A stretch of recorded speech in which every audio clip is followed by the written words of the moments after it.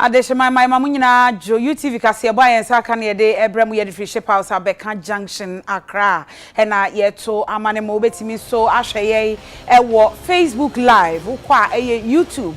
na afeso ukwa YouTube despite media enyuma ko biada roma no maso yasene ama ye de enwumre kase boy eba yentie wo mo this way chocolate drink cocoa ne dia ye this way ko da bia school ya omko ebomoden a emom bi fanko omo sori o mabo na bioma dream amomatumi asua de this way chocolate drink de ohia enso share special ice ensuo ni nie de papa ensuo adididi de kakase bo bia ensuo obomoden ase efie bia mo nsa ebetumi aka special ice ensuo Afia special drinks ensuo odwa so flavors bebre apple cola ginger strawberry any malt de papa ye can for the mama monfa esanse ne bo da form enmekwe asoemu na kase bo de ba no ensema etodwan ebini election petition no ekopie mu e wo Supreme Court ene hema ye kase ye de watu asem no ahye January da etoso edu enkono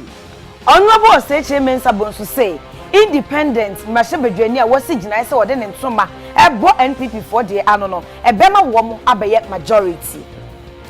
eno na NDC kokos a wo so wo emrashebedwam wo mo so chese eno kra de enye problem enye ohaw bia ema wo mo se ombesan akwakotena bonkum so na wo ntena nifa so eji ahihye a emma ne homene so e wasante mantam emu no empanyifo se e wose nhihyiemu ekom yeko efifini mantemo efre baabi apokwa na de hye wo se sese wo mu hia nneoma ne akade a betimi am matena wo na saa nneoma ne nyina wo mu ni bi wo ho ye bekọ ne akotie mu nsem eyie edwa so amane boy fi o eba ne sese de bayre ene bode ebuso ama ebuo no akofom kra edwadifo no esun ensem pi kan ho ne de bramo ewo kase boy mu akenkanfo ye me Akosua Sarpong mene obahima Afia Asiedu Afia kase bo no emu ensem enie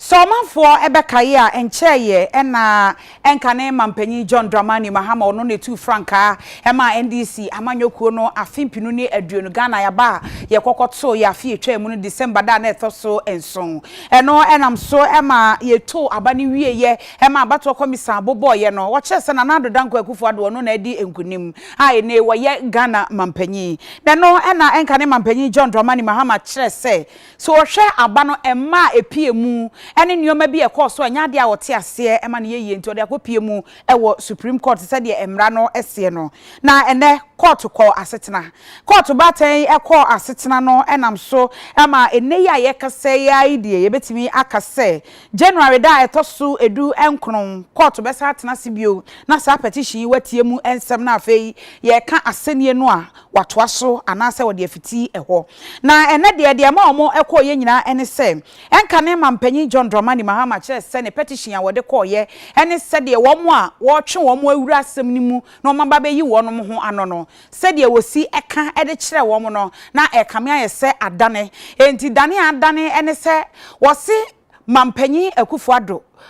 wo hwe animu se anka abato komisa ebetimi ahwe na wo be sign amayato abane foforo esanse se yekenkan ma no mo tena se hwemu din a e ma no obi ani wa onya se de sese wonya eninti ebe ya anka abane yenhwe na yento abane foforo eno no ye ono ene mampanyi Akufo-Addo entem na enso so hwa nkrata no so a na akwakwa ye se wono ene abato komisa ye kasa ya idie saa afamienu abato komisa ne mampanyi Akufo-Addo o ma lawyerfo atwero ede akọ eno nti na akwakwa ye se adane eno nti e se wo mutimi ye nsiesie ewo mu eno nti ene wo mo ekoye ma ene idie court age atumu se wo beye ne saa na ne nyina mu no empanimfo a wo mo etena court batan yi so se ebeka ye afimpinu ni edu ye afimpinu ni edumienu ede na ye koye ne de na chief justice ankasa de na wonti so bi na mum chief justice we ya wo we de wono na ete epunu ni ti se dwemtenani wo Supreme Court wo eno achi wonom bi a eka ho ye atemuafo me kire justices ora yawo apawu afei justice Samuel Mafo Sal afei justice Nene Amegacha Justice Professor Ashi Kote Anakote afei Justice Mariama Owusu ena Justice Gertrude tokonu ya ka say ya dia mpanifo atu ahye da say January da etoso dum kono wo besan atena asem no so bio Hanyina woda NPP for ano e omrashebedwam honorable oseche mensa bonso friends and show for nsiamum na asem ode etu dwane say enkonwa hanu ene aduosun ennom 275 seats na omrashebedwam NDC for e yab twamfonyi bi e de akye Ghana for say ase yentumi enya majority ewo emrashebedwam eno no say enya nokre ye betumi enya esan say independent mrashebedwani a obepie mo no ode na chitai ama NPP amanyuko ewo mrashebedwam Yetwa ensemno eso Western North Acting Regional Director of Education Ora Stephen Kwaku Owusu hedi anobansem ma awofo nyina ese ebire ya aban edi ababetu dwa se enkoda ebetumi akosukuu dem akwakwakira de na om achechefo bekira de na wo so asua de no se enkoda no ba wabie wapono ato a wojom awa etu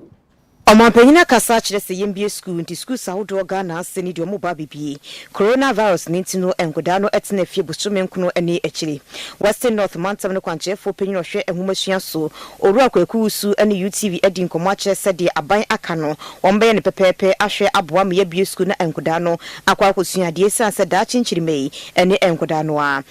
ya hyehyɛyɛ ama yɛ directors ni nyinaa atonkra enti heads no so atonkra metimi ama waso ate se nra ye hyeda hwe se ye directors no bi be call ground so akohwe schools no kra hu sisi no se teachers no dodo na wo bebia omo kira de na omo hya ase e de ntotoye no ye adwumanti teachers no de omo aye kra do ebie ya omo nyina beba abekira de na ba ko ebetimi aka ne se ya hye dwumadi bi ase ye friend back to school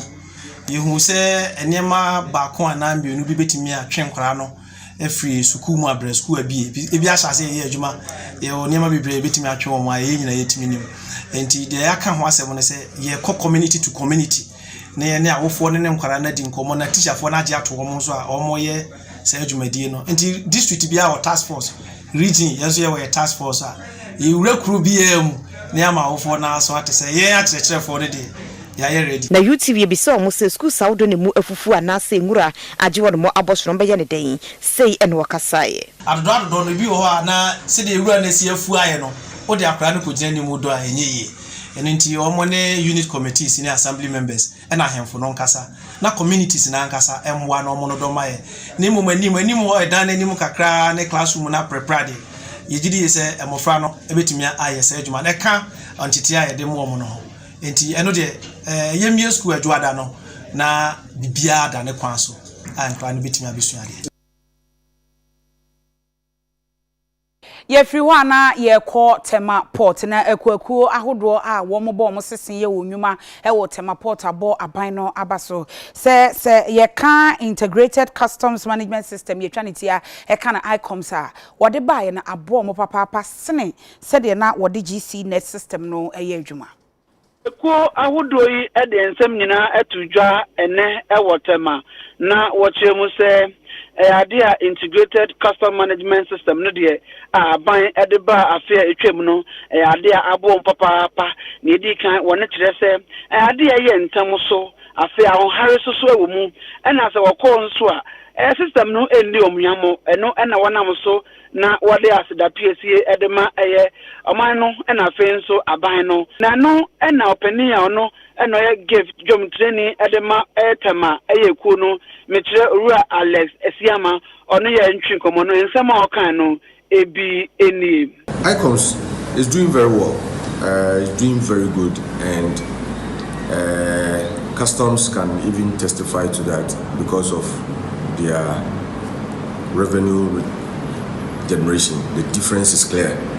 and then the system too is working perfectly. The attack and I said there's more room for improvement, and I think that one is being done so well. Now, and also now initial implementation dates, no, and also hard drink kakra. The engagement was there, but there was something like rushing through kakra because I could see my home. But the circle we say, you know, you better do it and then see the challenges and deal with it. enu echi na Owura Dennis Amfosefa ono no ye president ema eye chamber of freight and trade ono so one eye UTV aitwin komo. Yes, Ubasha say na abanye kufa icons unipasaba no yemianum bi authority omoka say nka bitimia nka ye yusu dada no but yen the chamber of freight and trade there ye support abanye because to your boss the process, procedure, and effect the new system no ever have on our industry. And after looking and comparing what we were currently using and at the time where I was GCNet, we of the opinion and the view say we ever boy a year but sanka obe UTV for nka so mo do me problem. Say near Kayan, one man puno say enyan, and ne almost say I think say woman to say Unicom is ICOM and Unipass is the best system that this country has ever rolled out in terms of port management. And the best say AB Anantias here and Anyjuma into Namidi Kanka say best by going forward. No, I engage stakeholders more when it comes to policy direction and policy changes and near more person ever affect the port, ever affect the users of the port and Director General Emma Nadmu atuenchemu aboafoku eye Honorable Eric Nana Ejiman Prempe asem ode etu Janison Nansa Entem na eja hihia kese enan eyi ni ti wasante mantam emo aya aban tenase na wanye hwe ha e wo se nhihwemu ene bibi papa bi ekoso na oche wieye ne na oche simu obepie mu ewo komase a bro no beti se alaba afe eye Kwame Nkrumah Suapon Republic Hall edwaketo bi omaye ne ho afe eye Dagomba line na afe eye Some Mazi eja jampantu bi ehihye ho no a amanfo japade a ase no enya asem ketwa ne no na Director General edema National Disaster Management Organization onimonyamfo Eric Nana Ejiman ababepie mu a wone ne mpanyimfo mo wo komase wasante mantema omo kwa proba omo hwe kwan kra fa so eja etimi ehyehyeye eno eno de nsemi etu edwa eba ha ebe ma abusuafo ne amanfo a omo niema hye omo ahwere omo niema hyeden ne ebe hwe ade a asie no so ne yahu afutuo bi a ye wo ho a ye betimi ede ama na ya hwe hu se kwan be fa so sa eja ya da bia eja hye da bia eja hye ye betimi atena ho as oman se da bia na eja hye emwoye em se bredura ewiase konanim nti adu bra wo se etimi ye na ye nhihye ye bia ye betimi aya ha yie ama kwan adedam yie electricity poles ne niema wo ha wayare no ho niema nyina kwan be fa so ebeye ama na untimi sore prekope emetu nipa mfiri magazine gisa assembly no eye nhihye ye drawings ne ade no mu de betu o monim no mu nyina no mu dwendwene ho de beboa aban no de beboa nipa o mu so be yusu ha no ye nyina ka bom a na yetimi akoye no eno ne ade a wo sese ye hwe sie nyina beye na jahihye abafom said the meka magazine de sa na KM fo ne Western House local government nyina nyina ye betrase ni ahwe kwan e be faso a jahihye nketenkete no ye ntimi ntanse da bia e janhye ne mna da bia e janhye o se hwe ne nyina ye hwe na ye settle ne nyina Municipal Chief Executive de Maswame Dr. John Osei Bobie ono so ekasa ekire mu sei fire for no nya nkra no omutu America buy now se bayi a ombenya kwan ewuram na a major problem eno na free assembly no ba ebe se emfie mienu ene fanie no ye ne afitafo mpanyimfo no adi nkuta ho se omo mie nyina ntrase ne ehwe kwan ebe fa so a yebesa design fitemu hayi ne yatimi asi adan akese se ne akotema hu se yasi dan akese na nipa ye adwuma wum because aha no kra no se mini ugina ayi obi ka sei no oba ade sa na se this ade oda but yetimi design yi anaju nyina on betimi aye adwuma ensuo to on betimi aye adwuma eno ne ane omuguso a ye di nkuta ho ne ye ne sa no a ebema ekwan adedam na sa problems e bi eja to ba bi fire phone timi ma na obi twe electricity afa wire kitua bi mu sa no mani nyina no ebe free ho nya so obi beji wo mu aja pade na tumi bi na free ho nsam Afia yenko mrahye bedwam nense ntwerefo nhyiamu ekoso ema onimunyamfo Haruna Idris wono na eda NDC mrahye bedwafo no ano na no no chese bibia ni ho a esei se wo mo ebetena bonkum so ewo mrahye bedwam ense hwe ni nyina no he asomdwe a wo mpe edema oman ninti. A week ago on 7th of January 2021 the clerk to Parliament Mr. Sirensia read a letter from the Electoral Commission. The said correspondence indicated that the National Democratic Congress have 137 seats. The New Patriotic Party, 137 seats, and 1 independent MP. So independent 1. Therefore, from the official correspondence from the Electoral Commission, clearly neither the NDC nor the MPP has majority in Parliament. Therefore, ladies and gentlemen of the media, nobody should be engaged in any fruitless effort to add on what he or she does not possess or have. By official record, the Parliament of Ghana is one of equal strength and equal numbers, 137. It's never happened under our democratic history, and in particular under the Fourth Republic. It's unique, and it counts in its wake with its own opportunities and challenges that we all must seek to address. Now we have heard that the former independent MP, and let me now digest the issue of independent MP, has written, and I'm quoting verbatim from his text, I shall,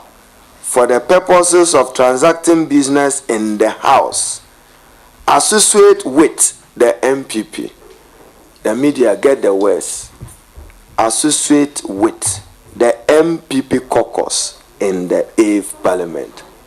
His words did not say, I am joining the MPP. Emphasis mine. He says, associate with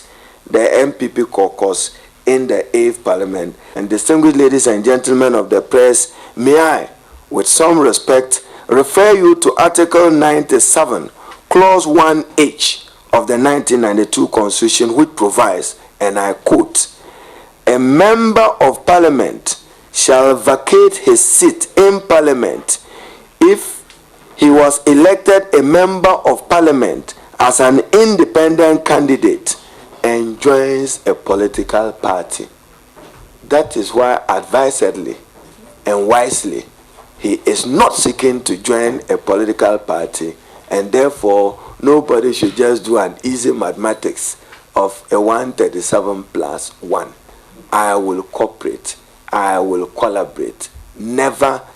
to mean the same as I am joining or I'm crossing over, because it has its own constitutional implications, which probably may even require that a by-election be conducted if necessary, if he was to join a new political party.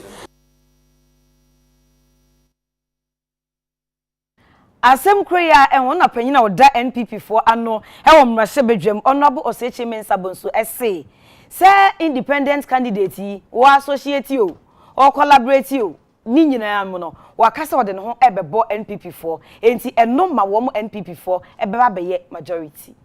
Ensuing from the conduct of the general elections, we have in Parliament 137 seats to the MPP and 137 seats to the NDC. So as far as the two parties are concerned, we are split down the middle, 137, 137. But Ghana's parliament is not an even number parliament. Ours is an odd number parliament. And the rules of our parliament recognizes only two sides, a majority caucus and a minority caucus. So which side should constitute the majority and which side should constitute the minority? Given the circumstances that we find ourselves in, the person who bears the trump card is the independent member of parliament. Wherever he decides to pitch his camp will determine which side constitutes the majority. Does it mean that the person, the independent member of parliament, would have crossed carpet? Certainly no. Because if he lets you cross carpet, the seat would have to be declared vacant. And then there will have to be a by-election. But that is not certainly the case. And we've had independent members and indeed minority parties pitch camp for purposes of transacting business in the House with one side or the other. So, as far as I'm concerned, that will settle the matter. And if it settles the matter, if it determines where the majority will sit, to me, that will be the end of the matter. And I think there is other issue that I've been saying, that the Speaker won by consensus. Again, I don't see why there should be any dispute about that. Because in any such contest involving two people in public space, and the Constitution is clear, Article 51 says, subject to the provisions of this Constitution, where at the close of nominations on the day before a public election, two or more candidates have been nominated, the election shall be held, and the candidate who receives the largest number of votes shall be declared elected. The candidate who receives the largest number of votes shall be declared elected. Now, you all saw what happened that day. In the process of conducting the elections, the effort got truncated on 3 different occasions. In that regard, even when we finished and we needed to make a determination, we couldn't really rely on any numbers. It explains why at the end of the day, when the clerk came to make the announcement, he did not refer to any numbers. That candidate A had these numbers, candidate B had these numbers. On account of the fact that candidate B had much more numbers than candidate A, candidate B is declared the winner. He couldn't have said so because the process was truncated. Afeyenko weja mansini mu na weja mansini mu na nyame ya adom adwoda se de ye bie sukuu nkwadanko bompe so he wo classrooms ahodo ni nti wo mo asidan fefefe a wo de betete nkwadan no ntem e wo ho na ni nyina mu no ye nhehye papa a wo de agu akwam se de be ya covid-19 yade no enko for enkwala no. Suku dan for free yomo esi ewumu adankura mienu na ebefre KG enkoda no se ebebo no manya baby pa atena asuade yi. UTV ye ne mrahye bedwani ede ema wojagbawe awosanso yosofo abedi akira wohwe apomuden so onmunyafo gift tina mensa edi enkomo eno se coronavirus aba ompeso mbonkora no ban enu enti eno masi dan for free. Obo say schools aye tutu mu gradually no na ye bie de kakra akra because ye de nyama to kwan kakra na be away in the mountains cancer and then do say the baby dodo na woman dodo no so the ma 3 years no a disinfecting school ni nyina e maye so that nyaman so a de hihye a be hye ho ama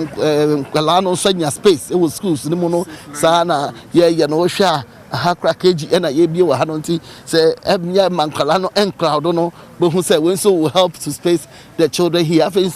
social distancing any hand washing any checks no nyina no ebe koso e wo ha ama ya hwese nkwala no o how anyway se bia emma obia eso e wo ha abankra chipenyi edima wojagbawe Mercy Kropon assembly no onmunyafo kumo enso dina no etumu we ne ye ba ko wo oglogo your commission last year and the commission ended the year no yes also see another 11th unit classroom block e wo gonse people so I know so hopefully by March April you know so be we na overcrowding na Akosua school ni nyina so betimi dia abawie meka che parents ne say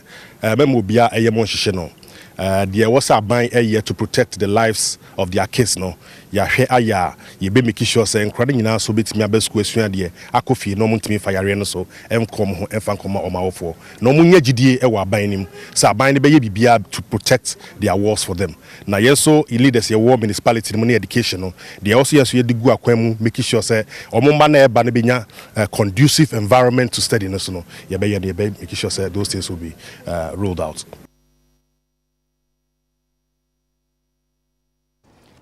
Are for madam my jin kratwe ye ba e beto akase ba no so enkomra.